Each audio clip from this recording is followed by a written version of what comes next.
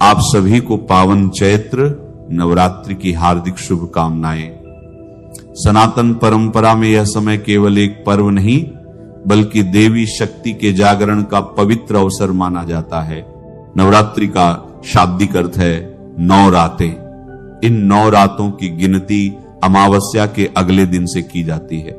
चंद्र चक्र के इन पहले 9 दिनों को स्त्री प्रधान माना जाता है। यह देवी के लिए एक विशेष समय है जो ईश्वर की स्त्री प्रकृति का प्रतिनिधित्व करती है। इन 9 नवरात्रों में विधि पूर्वक व्रत करे। यदि दिन भर व्रत ना कर सके तो एक समय का भोजन करे। यह नवरात्रि व्रत संपूर्ण कामनाओं को पूर्ण करने वाला है। इसके करने से मनुष्य की संपूर्ण विपत्तियां दूर हो जाती हैं और घर में समृद्धि की वृद्धि होती है। समस्त पापों से छुटकारा मिल जाता है। यदि व्रत करने वाला मनुष्य सारे दिन उपवास ना कर सके तो एक समय भोजन करे। साथ ही नवरात्रि व्रत की कथा का श्रवण करें। तो आइए आज की इस कहानी में हम आपको नवरात्रि व्रत कथा सुनाते हैं। प्राचीन काल में एक ब्राह्मण रहता था। वह ब्राह्मण मां जगदम्बा का परम भक्त था। वह नित्य प्रतिमा दुर्गा की पूजा अर्चना करता था। उस ब्राह्मण की अति संस्कारवान और सुंदर सुमति नाम की कन्या थी।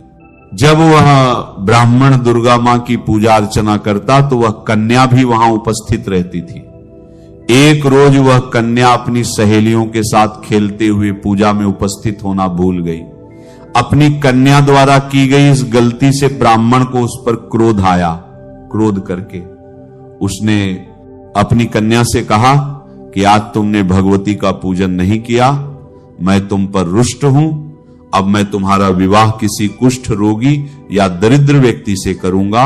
पिता द्वारा कहे गए इन शब्दों से सुमति आहत हो गई और अपने पिता से बोली, मैं आपकी कन्या हूं, हर तरह से मैं आपके अधीन हूं।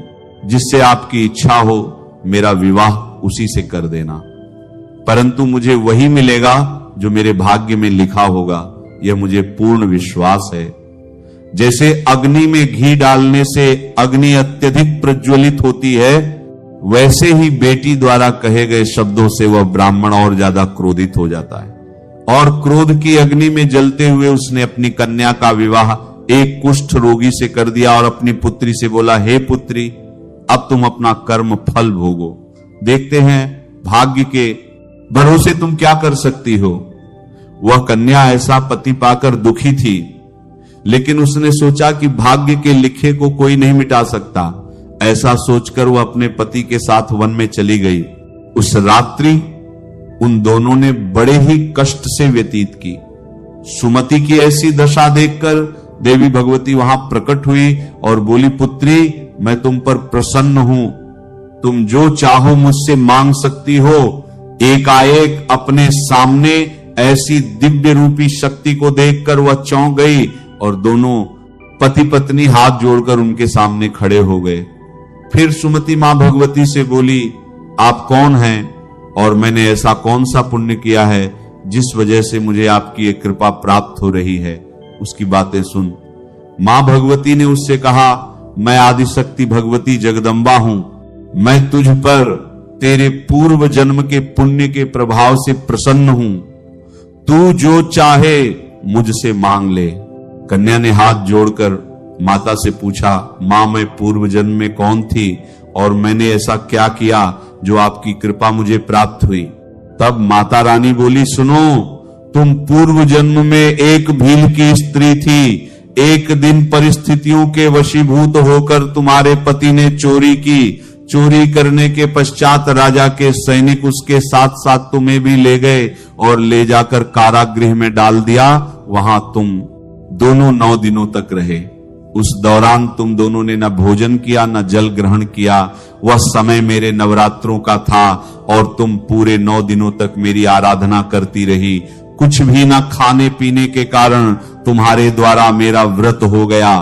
उस समय तुमसे जो व्रत हुआ उसके प्रभाव से प्रसन्न होकर मैं तुम्हें मनवांछित फल प्राप्त करने का आशीर्वाद देती हूं। तुम्हारी जो इच्छा हो मांग लो। फिर सुमति बोली, मां, अगर आप मुझ पर प्रसन्न हो तो आप मेरे पति को कोढ़ मुक्त करो। यह सुनकर माता बोली, उन दिनों जो तुमने व्रत किया था उस 9 दिन के व्रत का पुण्य पति का कोढ़ दूर करने के लिए अर्पण कर दो। उस पुण्य के प्रभाव से तेरे पति का कोढ़ दूर हो जाएगा। यह सुनकर वह कन्या बड़ी प्रसन्न हुई। फिर पल भर में उसका पति पूरी तरह कोढ़ मुक्त और निरोग हो गया और अब वह बहुत ही सुंदर और कांतिवान हो गया। अपने पति की ऐसी काया देखकर वह कन्या देवी की स्तुति करने लगी और बोली, आप दूसरों की दुर्गति को दूर करने वाली, तीनों लोकों के संकटों को हरने वाली और समस्त दुखों को दूर करने वाली, रोगी मनुष्यों को निरोग करने वाली, समस्त दुखों को हरने वाली, प्रसन्न होकर मनवांछित फल देने वाली जगत माता हो। मुझ निरपराध को मेरे पिता ने त्याग दिया। पिता के तिरस्कार से मैं वन में भटक रही हूं और अब आपकी कृपा ने मेरा उद्धार किया है। हे देवी, मैं आपको प्रणाम करती हूं, आप मेरी रक्षा करना। उसकी ऐसी स्तुति सुनकर देवी बहुत प्रसन्न हुई और उन्होंने उसको अति बुद्धिमान, धनवान और जितेंद्रिय पुत्र शीघ्र प्राप्त होगा ऐसा आशीर्वाद दिया। तो इस प्रकार देवी भगवती ने सुमति पर अपनी कृपा की। जैसी कृपा मां भगवती ने सुमति पर की, ऐसी कृपा वह सब पर करें। दोस्तों, जो भी इस व्रत को भक्ति पूर्वक करता है वह भौतिक सुखों को भोग कर अंत में मोक्ष को प्राप्त करता है। जय मां दुर्गा। नवरात्रि पूजा विधि। सबसे पहले पूजन स्थल पर चौकी लगा लें और इस पर लाल रंग का कपड़ा बिछा लें। अब इस चौकी पर कुछ अक्षत यानी बिना टूटे चावल रखें और इस पर देवी दुर्गा जी की प्रतिमा या चित्र स्थापित करें। अब एक लोटे या कलश में शुद्ध जल भर ले। अब इसके अंदर एक सिक्का डालें। अब इसके ऊपर चावल से भरी एक प्लेट रख दें। इस कलश को माता की प्रतिमा के बाईं ओर 9 दिनों के लिए रख दें। इसे आपको रोज स्थापित नहीं करना है। इसके पश्चात आप पूजन स्थल पर गणपति जी की प्रतिमा को विराजमान करें। अगर आपके पास प्रतिमा नहीं है तो सुपारी के रूप में भी बप्पा जी को विराजमान कर सकते हैं। भगवान गणेश और देवी दुर्गा जी पर पुष्प से शुद्ध जल का छिड़काव करें। अगर आप अखंड ज्योत नहीं जला पा रहे हैं तो आप केवल घी का दीपक जला लें।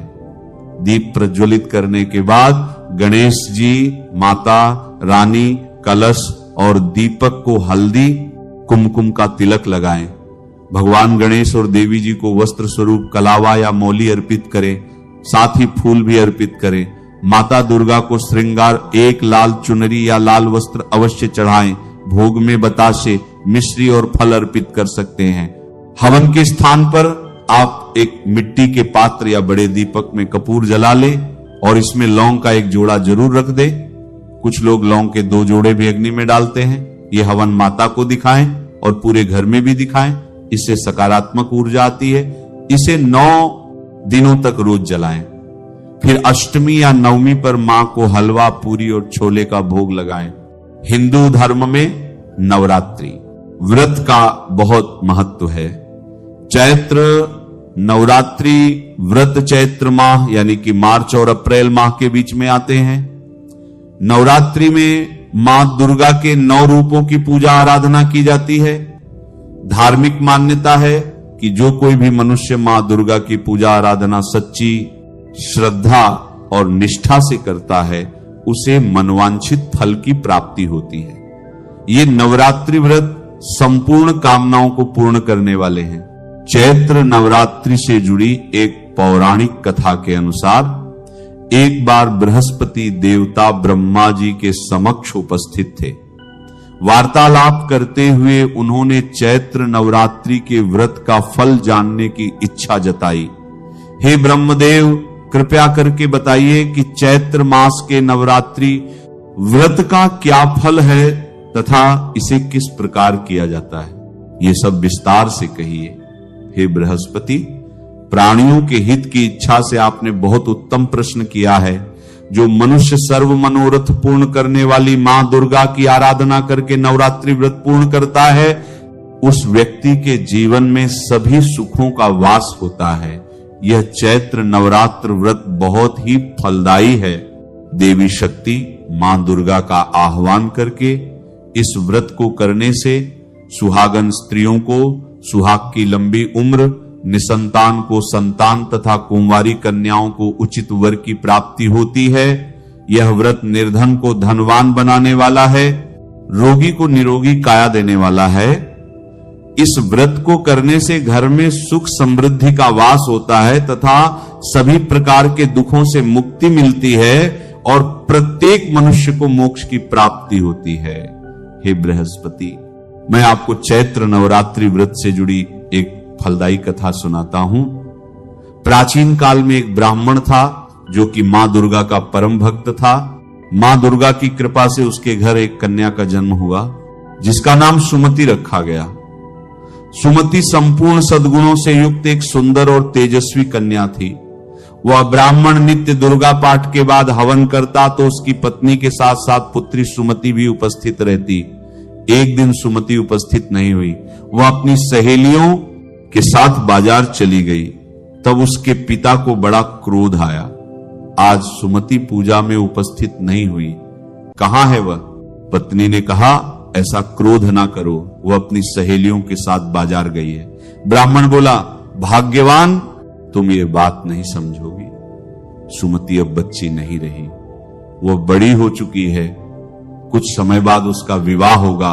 उसे अपनी जिम्मेदारियों को समझना चाहिए। उसे पता है मैं पूजन और हवन में किसी प्रकार की अवहेलना नहीं सहन करता। उसे पूजन और हवन में उपस्थित रहना चाहिए था। तभी सुमति आ जाती। पिता ने क्रोध में कहा, तुमने यह सही नहीं किया। तुम्हें पता था कि पूजन और हवन का समय हो रहा है, पर तुम बाजार घूमने चली गई। तुम्हें पता भी है कि तुमने कितना घोर पाप किया है। अब मैं इसकी सजा तुम्हें अवश्य दूंगा। मैं तुम्हारा विवाह किसी निर्धन या फिर रोगी कोढ़ी से कर दूंगा। पत्नी बोली, क्रोध में आकर अपनी बेटी के साथ ऐसा अन्याय मत करो, उससे भूल हुई है। तब सुमति बोली, मां, कोई बात नहीं, यदि पिताजी ऐसा ही चाहते हैं तो ऐसा ही होगा।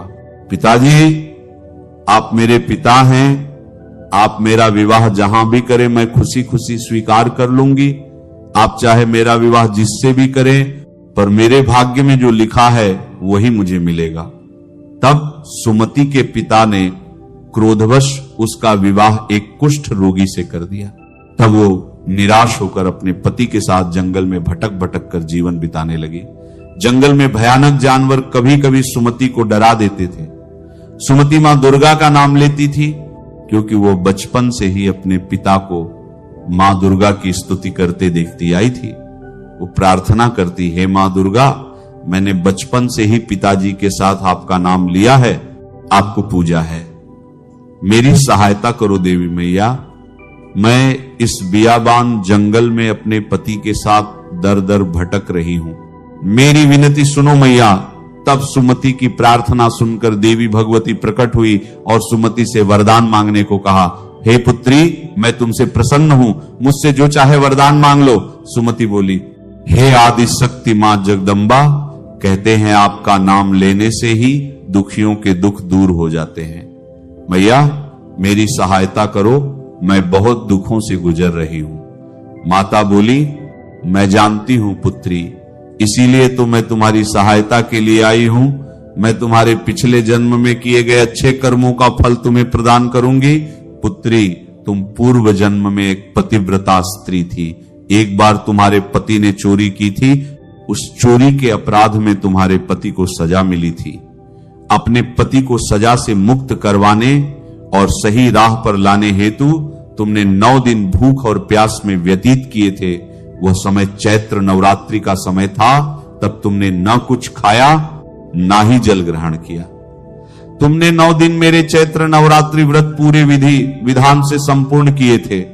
इसलिए तुम्हारे पूर्व जन्म के अच्छे कर्मों के फल स्वरूप इस जन्म में मैं तुम्हारे उन्हीं 9 दिनों के व्रत का मनोवांछित फल दूंगी। मांगो पुत्री, तुम्हें क्या चाहिए?